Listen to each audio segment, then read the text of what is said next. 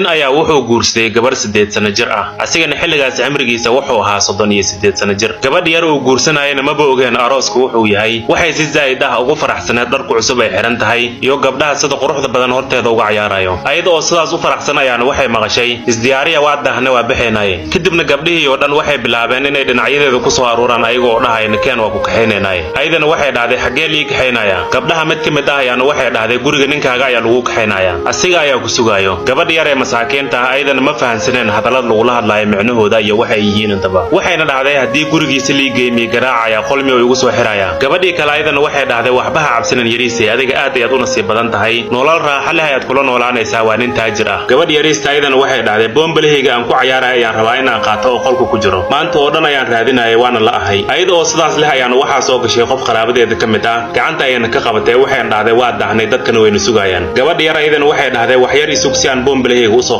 ayadana waxay dhahday adiga hadda cayaalnimo waad ka baxday marwaayad noqotay bombalna uma baahnid kadibna si xoog ah ay ku kaxaysay ayadoo gacanta ka hayso gaariga ayna saartay gabadha masaakiinta ahna ayadoo gaariga ku dhex jirta ayaa waxay fiirinaysay meelihii ay ku ciyaari jirtay ayadoo bombalaheedii ay ka soo tagtay wadato kadibna way soo kaxeeyeen ayadoo baawar badan lagu galbinayo mana aqoonin gabadh yar ee masaakiinta wax u dambeyn doono ugu dambeyntiina waxay soo gaareen guriga ninkeeda soo dhaweynteedana waxay ahayd mid aad u qurux badan oo heesi iyo durbaan la garaacayo dadku oo dhanna way faraxsanaayeen mana jirin hal qof oo dhahay gabadhan daadeeda way yar tahay iyadoo aan gaarin maxaan in lagu guurinaya farxadooda ayna iska wateen ayagoo ku mashquulsan ciyaar iyo hees iyo mashxarad gabadha masaakiinta ahna kaligeeda ayaa kursi ku fadhisay ayadoo arkaysa dad mashquulsan oo ciyaarayo mana aqoonin waxa meesha ka socdo ninka ayada guursayna banaanka ayuu joogay asaga oo sugayo intii ay ka soo baxayaan dumarka meesha ku jiro si uu gurigiisa u soo galo waqti ayaan la soo dhaafay gabadh yar ee masaakiinta ahna qolkeeda ayaa la geeyay ama xabsigeeda cusub mana aqoonin masaakiinta meeshan cusub ee la keenay waxa ay kala kulmi doonto kadibna ninka arooska walaashiisa ayaa soo baxday waxay dhahday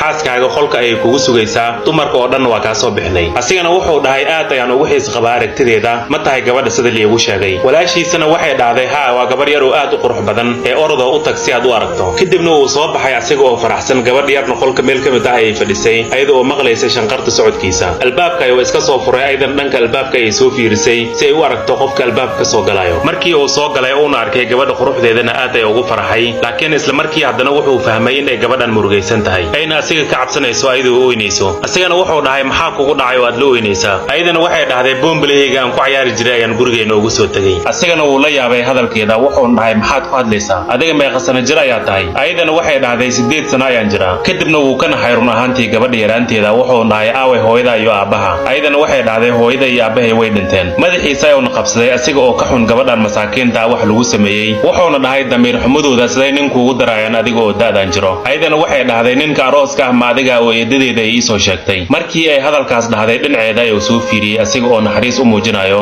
oo ka xun asiga iyo gabadhan masaakiinta ah wax lagu sameeyay wuxuuna dhahay maya aniga maanta wixii laga bilaabo sida aabaha oo kale ayaan ahay ayadana waxay dhahday mii garaacisid Soomaha qolni iguma soo xiraysid sidii eedaday yeeli jirtay oo kale eedaday maalin walba ay garaaci jirtay anigoo aan waxba ka samaynin asigana wuxuu dhahay waxba ka cabsanin maanta wixii laga bilaabo cid ku taaban karta ma lahan ama il xun kugu soo fiirin karto ayadana waxay dhahday aaba boombalahayga ayaan rabaa oo aan gurigeena ugu soo tagay mana aboodo la'aanteeda inaan seexdo asigana wuxuu dhahay hadda ayaan baxayaa waxaan ku keenayaa boombal qurux badan kadibna uu soo baxay dhanka walaashiisa ayuu soo aaday markii uu imaadayna wuxuu dhahay sidoo damiirkiina igu ogolaaday inaad ii guursan gabar yar oo maskiin oo 8 sano jir ah aaway damiirkiina iyo bini'aadanimadiina iyo dumarnimadiina wax naxariis ah ma liidin miya hal mar xataa ma ku fikirin miya in ay gabadhan tahay gabar yar oo u baahan daryeel iyo naxariis iyo barbaarin aniga maxaas ayaan ii dirsaday inaad ii keentaan misilmo yar aan korsado oo aan hooyo iyo aabbo u noqdo aaway dadnimadiina iyo akhligiina kadibna uu ka soo tagay asiga oo si zaid ah u xanaaqsan wuxuuna soo aaday guriga gabadh yar eedadeeda